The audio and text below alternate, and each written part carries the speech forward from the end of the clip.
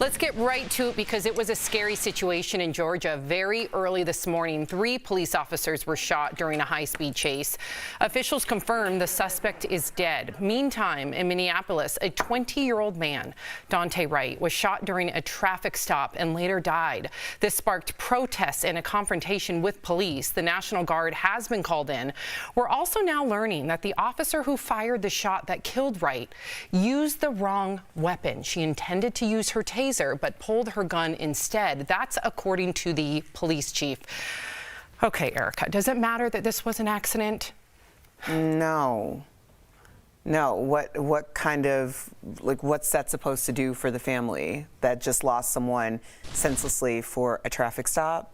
I mean, are we not training our police officers well enough that in that moment, like, was her life in danger in that moment that she couldn't stop down to make that decision? And I'm not trying to act as though I understand what that decision is like, but I do want to act as though I hope that people who are in that position understand what that decision is like. I am being told that she's a senior police officer, so that goes to your point even more. How are you, again, none of us are trying to Monday morning quarterback here, but knowing that a son's father died senselessly, right, that a child of someone died senselessly, like, what kind of training took place for her to, and she did call out taser, taser, taser, so she apparently, according to her colleagues, believed she pulled out her taser, but a man is dead. If that was your son, if that was your father, if that was your brother, would those words matter? And let me read to you a statement, and then please chime in, Jeff. Brooklyn Center Police Chief Tim Gannon says,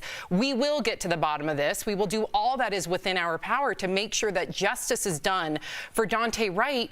Yeah, everything but bring him back to life. You can't bring him back to life.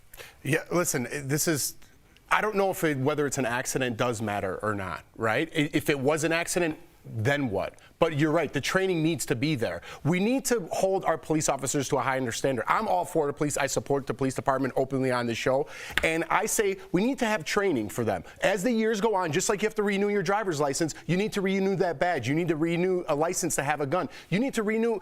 I can't speak for what it's like in the heat of the moment, whether to reach for my taser or gun. Who knows, unless you're in that position, what to reach for, right? But if you're trained, it's like clockwork. You know where everything is without thinking about it. So maybe it needs to go back to training on this one. I just want to add this Erica point. And Tori. Okay, I'm sorry, Tori. I just want to add this point because I think that people think, well, I'm never going to be in this situation, like, or what did he do wrong?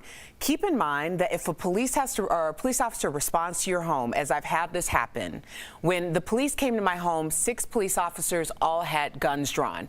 Every single one of them. I was holding, and I've said this before, like, I was holding a knife in my hand. I was so in such shock that I didn't even realize I was holding the knife.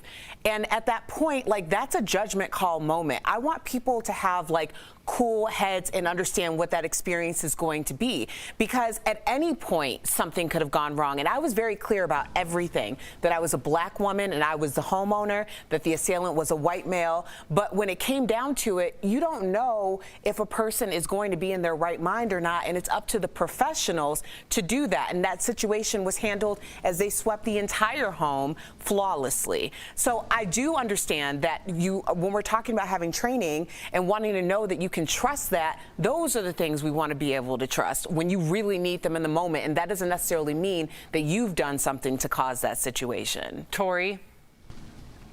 Yeah, first off, I want to say 3 things. One, something's got to be done about the Minneapolis Police Department. This is now Ferguson. We now have the Derek Chauvin, and now we have this. This is 10 miles away from the jury that's going into this. Something's deadly wrong within that organization. And number 2, I'm no longer okay giving absolute okay authority to an organization that continually murders its citizens for no reason. The man had an air freshener problem. They were pulling him over for an air freshener. He was on the phone with his mother, and he said to his mom, to the cops, "What am I getting arrested for?" And they said, "We'll tell you when you get out of the car."